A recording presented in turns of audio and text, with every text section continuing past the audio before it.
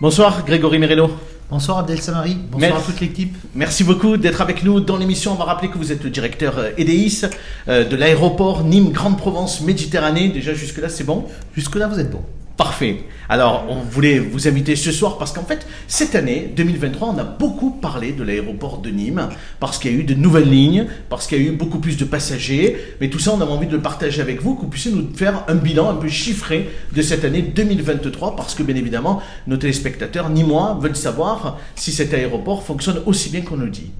Écoutez, déjà, c'est un plaisir d'être avec vous ce soir et avec toute l'équipe. Et c'est vrai que c'est une très belle année qui est en train de se finir à l'aéroport de Nîmes avec, après 2 années, 3 années même qui ont été très difficiles, une année avec un fort impact du Covid en 2020, où on était tombé à 55 000 passagers, une année 2021 dans laquelle on avait commencé à réamorcer une dynamique en retrouvant toutes les lignes qui étaient opérées avant le Covid et où on finissait autour de 77 000 passagers, une année 2022 qui a été aussi l'année de lancement d'un nouveau contrat de DSP qui nous a été confié par Nîmes Métropole et avec une manière de travailler de manière très collaborative avec un vrai pacte territorial autour de Nîmes Métropole, des DIS, des acteurs du tourisme qui avait été marqué en 2022 par l'ouverture de 2 lignes, Dublin et Édimbourg à l'automne.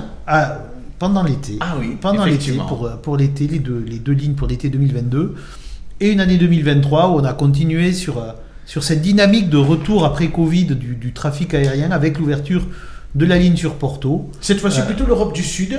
Comment elle a fonctionné cette ligne vers Porto? Cette ligne sur Porto, c'est un vrai succès et dans nos statistiques, elle s'apparente déjà aux best-sellers que sont les lignes historiques de Charleroi à Bruxelles et de Londres avec des coefficients de remplissage supérieurs à 90%. C'est un très joli résultat. Une clientèle entrante, puisque c'est aussi ça qui intéresse, entre 53 et 57-58%. C'est-à-dire qu'il y a plus aujourd'hui de Portugais qui viennent sur le territoire nîmois que de Nîmois qui se déplacent vers Porto.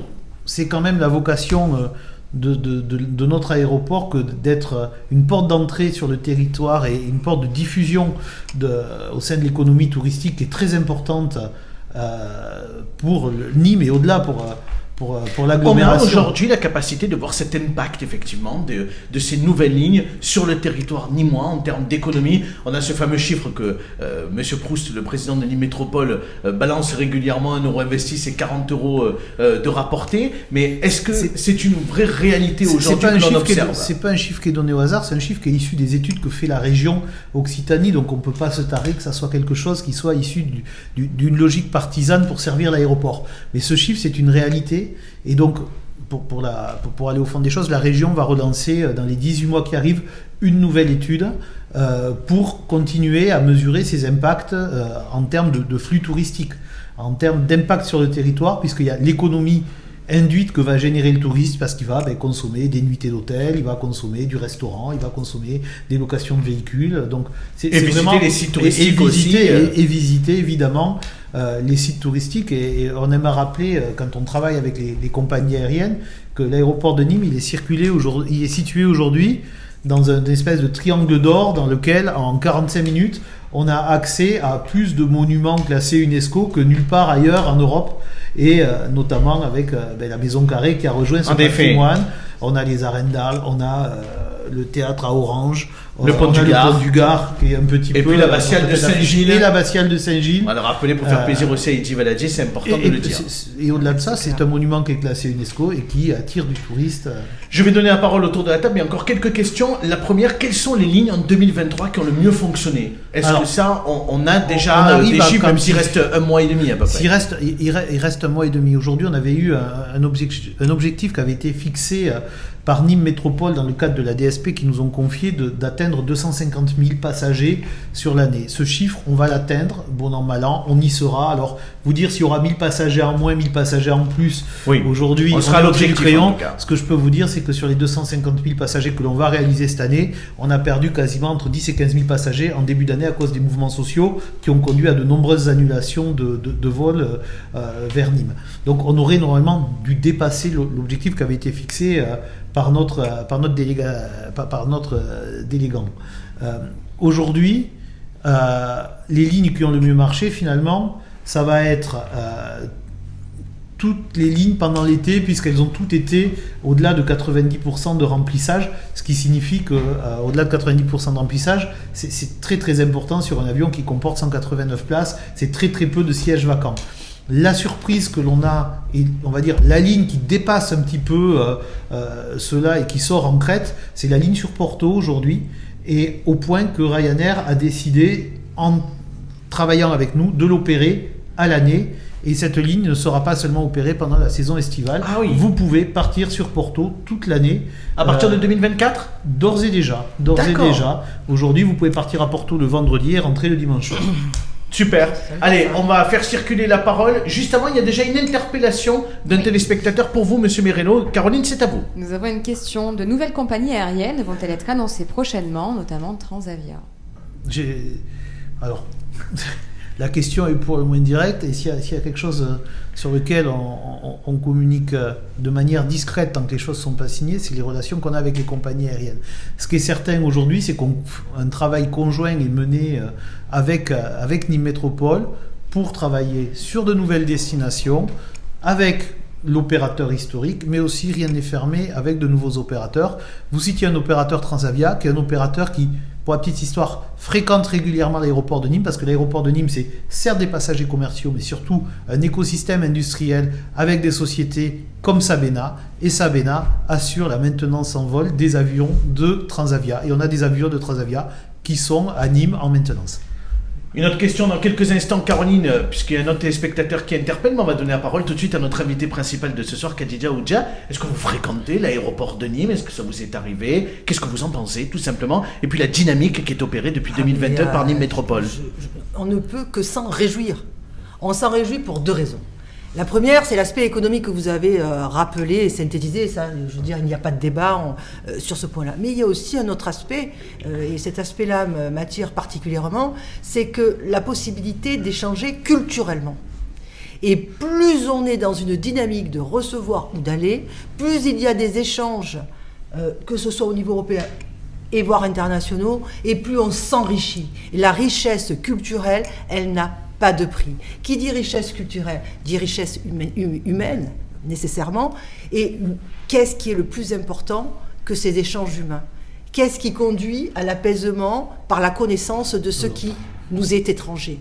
Donc il y a l'aspect économique, bien sûr c'est important, et je suis ravie parce que je suis profondément, comme chacun d'entre vous, très attachée à notre région, donc je suis ravie qu'elle soit mise en exergue, je suis ravie que sa beauté culturelle puisse de plus en plus être... Et que ça fonctionne, parce que 250 000 passagers sur l'aéroport de Nîmes, c'est important.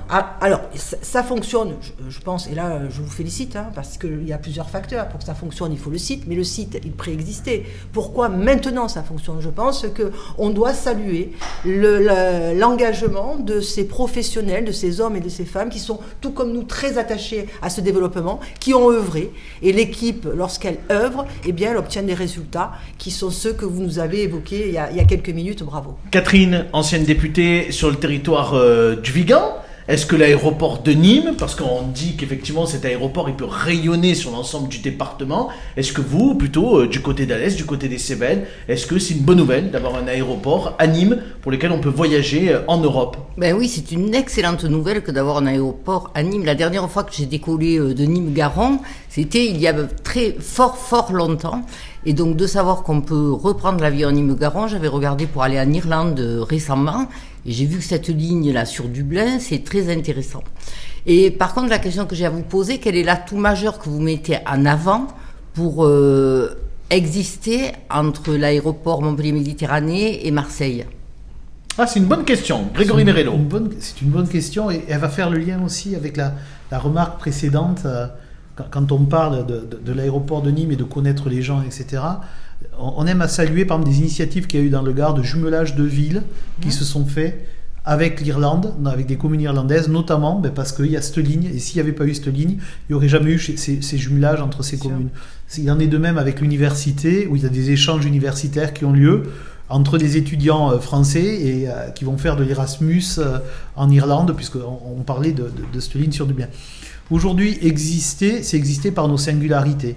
Et finalement, expliquer qu'aujourd'hui, on est au cœur d'une zone de chalandise d'un peu plus de 1 800 000 habitants pour qui l'aéroport de Nîmes est plus près que l'aéroport de Marseille ou l'aéroport de Montpellier, c'est un petit peu aller à revers des idées reçues, mais c'est aussi faire connaître ça aux compagnies aériennes. Et quand on leur explique que finalement, quand on se pose à Nîmes, on touche une clientèle de 1 800 000 personnes, avec, comme je vous disais, la chance d'avoir en 35 ou 40 minutes de route un florilège de bâtiments classés à l'UNESCO ou d'autres activités, c'est quand même une vraie chance. C'est aussi, voilà, ce qui fait qu'on existe par rapport à Marseille et à Montpellier, c'est qu'on revendique nos différences et notre singularité.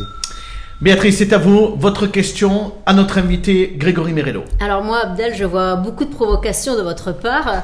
De faire venir le patron de l'aéroport ou d'Enedis, de faire venir d'Enedis, pas Enedis. C'est de la provocation aussi, ils font du nucléaire. De faire venir la porte-parole des écologistes. Alors mais vous savez qu'on a un message, de toute façon j'allais le lire, j'attendais de votre question, mais effectivement il y a des questions, il y a un Colin qui demande, est-ce qu'effectivement aujourd'hui prendre l'avion pour un week-end comme vous l'avez évoqué, est-ce que c'est raisonnable au 21e siècle, encore plus aujourd'hui avec l'ouverture de la COP28? Voilà, moi ma question c'est justement c'était ça. Moi je prends par le travail, je prends de plus en plus le TGV pour aller à Paris, ou dans le TGV maintenant il est indiqué le bilan carbone, parce que je vous rejoins quand vous dites que voyager ça n'a pas c'est une richesse culturelle, mais ça n'a pas de prix. Vous dites si, ça a un prix carbone aujourd'hui, et donc dans le TGV on nous indique le bilan carbone et l'avantage de prendre le TGV par rapport à la voiture individuelle et encore plus par l'avion.